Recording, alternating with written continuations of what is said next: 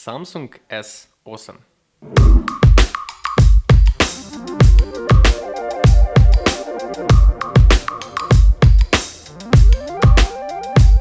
Govori se, da je to en najboljših in najlepših telefonov ever. Tole bo 5 stvari, ki jih je dobro vedeti o Samsung Galaxy S8. Začnimo pa kar pri prvi in to je dizajn. Če je kje Samsung dobro naredil, je to definitivno ta telefon. Zgleda tako dost futuristično napredno. In dejansko je to telefon, ki se od množice med sabo podobnih telefonov celo razlikuje. Ohišje je drugače narejeno iz kombinacije stekla in aluminija, v rokah deluje zelo solidno, trdno, ni v nebojazni, da bi ti kar naenkrat spolzel iz dlani. In ta tankost ohišja popolno je za upravljanje z eno roko. Druga stvar, zaslon. Zaslon na telefonu predstavlja 80% površine, kar je v bistvu ogromen.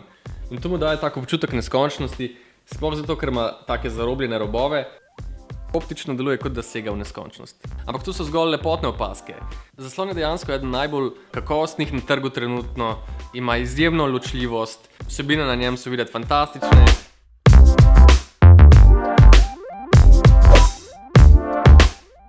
Najbrž mi ni treba posebej omenjati, da je to prava delovna mašina. Pač telefon je flagship, vrhunec Samsungove ponudbe, noter ima en kup hudih specifikacij, ful dober procesor, 4 GB delovnega spomina. Nasploh cel sistem zelo dobro deluje, kar pomeni, da je telefon izjemno odziven, več opravilnost handla kot za šalo, pač ja, kot je. Četrta stvar. Samsungovi telefoni že nekaj let slovijo kot eni najboljših za zajemanje fotografij in videov. In ta model si je tak naziv sam še ponovno utrdil. Zelo jasne fotke, hud video, dobri kontrasti, lepe barve.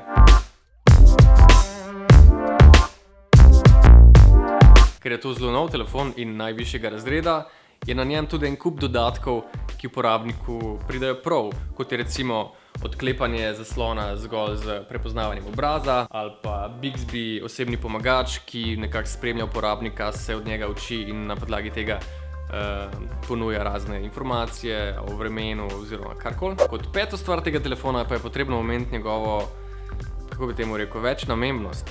Glede na to, koliko je sposoben, koliko ima dober hardware, so ga v bistvu pri Samsungu zasnovali tako, da se ga lahko uporabi tudi kot nekakšen podaljšek osebnega računalnika.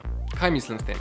Za ta telefon obstaja ta priročen nastavek, ta nastavek pa omogoča še kopico nekih dodatnih priključkov, kar pomeni eventualno tudi, da lahko telefon dobesedno priklopimo na zunanji zaslon in tako v bistvu ustvarimo nekakšen prenosni računalnik.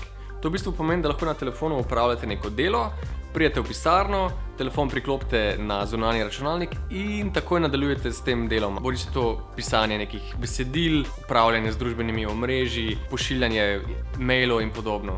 Skratka, pri tej napravi se dejansko ločnica med mobilnim telefonom in osebnim računalnikom dobesedno izgubi. Tako da ja, ta telefon definitivno si zasluži en kup pohval. Upam pa, da vam je bil ta video uporaben, da boste na podlagi njega se mogoče lažje odločili, kateri telefon je primeren za vas. Sicer pa polajkite video, subscribite na naš kanal in se vidimo zelo kmalu. Čau!